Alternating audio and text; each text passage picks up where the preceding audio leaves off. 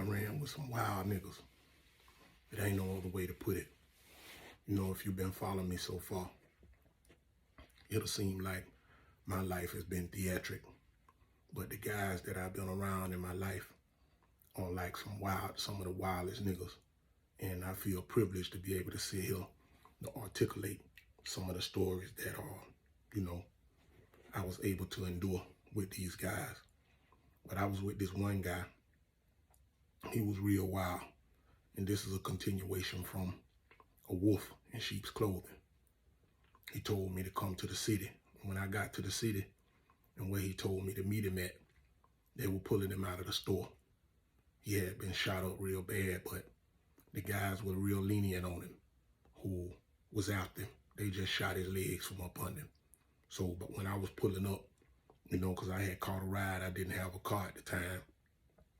When I was pulling up, I seen him putting him in the heading him toward the ambulance or whatever. And he saw me and did like this. Like to keep going. He telling me to keep going. So, he survived it, but he was shot up real bad. I had another friend with me, and he's so he gone now. We gonna just say he gone. He gone for the long ride. But anyhow, he didn't have nothing to do with this one particular thing. But when the thing went down, when we was doing the rat-a-tat-tatting, you know what I mean? He was actually there defending me. And I think it was maybe about 2, 3, 4 months later, because these guys that I was with, they was always going back, trying to put their hand in the cookie jar. You understand? I was the kind of guy that wouldn't go back. I'll do what I do, and I'll get out of sight. I'll stay out of sight for a while. But anyhow, he got caught at a gas station. And if it wasn't for his cocaine binge that he was on, he would have died. The guy shot him 9 times. And while the guy was standing over and shooting him, he told me later that the guy was asking him where I'm at. Where the dude at? Where the slim dude at? That's who I want. And he just stood over him. He got a lot of flesh wound, but it seemed bad. But he was shot 9 times, and he carried that limp. He'll always carry that limp from what he got. I had another guy that I was with. I want to call his name so bad, but he may be the wildest of the crew that I was with. And he would always think everything was funny. And I just didn't think everything was funny. And I didn't know, and he didn't know, that his car had a green light on it in the city. So we stopped to a place one time, and we was using the phone. And I was telling him, I say, man, look how these guys looking at us, man. He was like, man, they just probably just looking at us like that because we ain't from around here. I said, no, bro, these people just looking at us like, you understand what I'm saying? Like they just seen a ghost pull up or something, man. So we went to a place. He say, I'm finna go check on something right quick.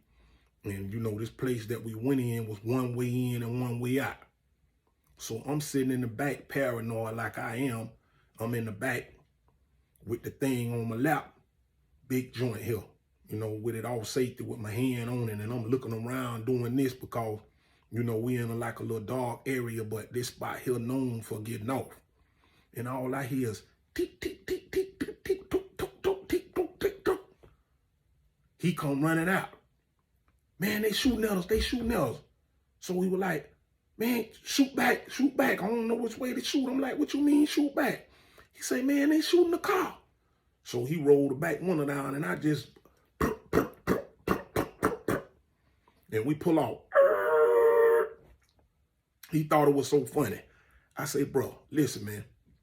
Y'all got to stop coming back to these spots, bro. No, man, they done shot my car. I'm going to go back round now. I say, bro, I'm not going back round now. I'm not going to go back round now, man. Man, just don't. It's more than one well to run to, bro. So he was like, nah, man. I say, bro, look, man. Just take me home, man, and let me just cool off, man, a little bit. Because it just seemed like, something happening, with these guys getting popped and this and that. And I'm thinking about some of these things in my head and being like, wow, I remember this, man. And I'm like, I have to just share this as much as I can because I can't die with this stuff. You understand what I'm saying? So to conclude what I'm saying, this guy who I'm in the car with, my buddy, the giggler, I'm just going to call him the giggler, I'm in. And I see a guy coming toward me limping. And I could see from across the field where I'm at. You know, I'm on vacation or whatever. I'm looking, I say, man, they look like the giggler. He walk up. I say, man, what's happening, man? Boy, what's up? Boy, what going on? Boy, how many you in for? Boy, what's happening? Boy, he say, man, you wouldn't even guess, man, what happened, man.